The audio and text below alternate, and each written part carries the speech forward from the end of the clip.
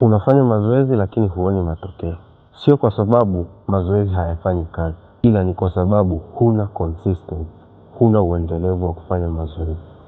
Unafanya mazoezi kwa wiki mara moja, baada ya wiki kupita au wiki mbili, baada ya muda mrefu kupita, unakuja unarudi tena kufanya mazoezi. Mwili haubadiliki kwa kufanya kwa wiki mara moja, unabadilika kwa kufanya mara kadhaa kwa wiki au kwa muda fulani. Lakini pia nikiongelea consistency, simaanishi kwamba kufanya mazoezi kila siku, hapana. Namaanisha kufanya mara kadhaa kwa wiki. Mfano, kufanya mazoezi kwa wiki at least mara 3. At least mara 3. Yaani kuanzia mara 3 kuendelea. Hapo inatoa matokeo mazuri. Hapo lazima itakupa matokeo. Mimi nafanya calisthenics na kikubwa kilichonijenga ni consistency, uendelevu.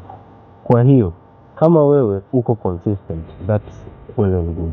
Lakini kama hauko consistent, ni kwa nini hauko consistent?